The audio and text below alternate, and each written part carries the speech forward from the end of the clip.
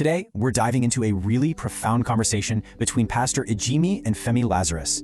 We're looking directly at something that doesn't get talked about nearly enough: the hidden, unspoken struggles of highly successful men. We're going to explore the deep roots of hidden male pain, and most importantly, we'll map out a blueprint for emotional healing and finding true purpose. Let's get right into it. So, why does public success so often hide deep pain?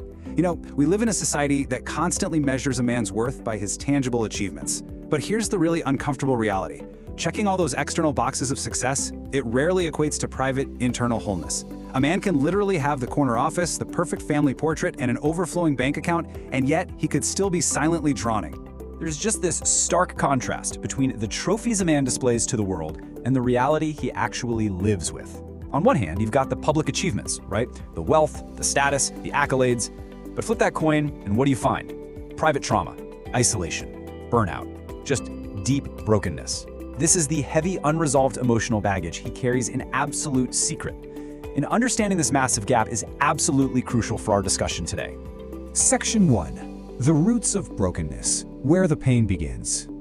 Okay, to really understand this adult disconnect, we actually have to travel back in time and look at his childhood environment. Take emotional neglect, for instance. That often leads to extreme over-independence in adulthood. A boy learns early on that his worth is earned through silence, just enduring the pain alone. But surprisingly, it isn't just neglect that causes trauma. Overly controlling or overly doting parents can actually force a man to link his entire self-worth directly to his performance. He ends up becoming a people pleaser, totally trapped in the belief that he is only as valuable as his next flawless achievement. And the real tragedy here is that those childhood coping tools, they eventually become highly toxic adult habits. As these boys grow into men, the survival mechanisms they developed, like completely isolating themselves emotionally or relying on this relentless grinding overwork, well, they transform into incredibly destructive behaviors.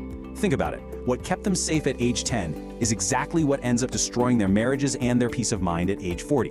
Why? Because those tools are simply no longer necessary for survival. Moving on to Section 2. The validation trap, the danger of external approval.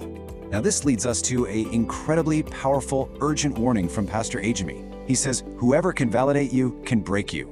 Wow. When you hand the keys of your self-esteem over to external sources, whether that's your boss, your social media followers, or your peer group, you are literally giving them the ultimate power to destroy you. Your internal stability becomes entirely dependent on their applause. And you can actually spot this trap out in everyday life. You see it when men aggressively flaunt their lifestyles on social media, or when they overwork relentlessly just to earn the applause of the boardroom. The core issue here is that they're substituting public praise for true soul-level healing. They end up living in constant, agonizing fear of losing their status because honestly, without that status, they simply don't know who they are. Which brings us to Section 3. Redefining true connection, moving beyond the facade. So to construct a healthy paradigm, we really have to start with intimate relationships. In this conversation, they completely redefined sexual purity. They shifted away from just being some simple, rigid rule of physical restraint. Instead, they present it as a profound blueprint for true, authentic connection according to God's design. It stops being this escape mechanism used to numb pain, and it stops being a conquest or a sport used for external validation. It actually becomes about genuine, covenantal intimacy. In this redefining of connection, it directly impacts a husband's ultimate role in a marriage. It's all about creating what they call a garden environment. This is a dynamic where a man completely abandons his own need to perform and instead focuses on cultivating absolute emotional safety for his partner. It's an environment where a spouse feels entirely safe to thrive, to just exist, and to grow, completely free from the crushing pressure of performance or fear. Here's Section 4, the Total Man Blueprint, constructing a foundation of purpose. So, what is the actionable solution here? Well, becoming the total man requires committing to 4 distinct steps. First, you've got to do the hard, uncomfortable work to radically process that past childhood trauma. Second, you have to learn how to manage your daily, immense pressures without bleeding your unresolved trauma onto the family and the team you're supposed to be protecting. Third, you must actively shift from a performance-based existence to living intentionally from a place of purpose. And finally, step 4 is all about assuming your true role.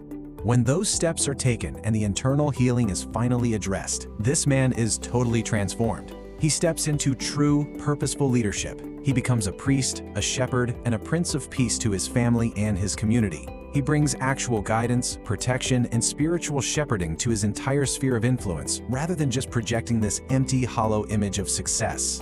As we close out this explainer, I really want to leave you with a vital thought to reflect on. Take a close look at your own life, or maybe the lives of the men you love, and ask yourself this question. Are you merely curating a successful, polished illusion for the rest of the world to applaud? Or are you doing the quiet, hard work required to become a truly whole, total man? The choice is entirely up to you. Thanks so much for joining me today, and keep learning.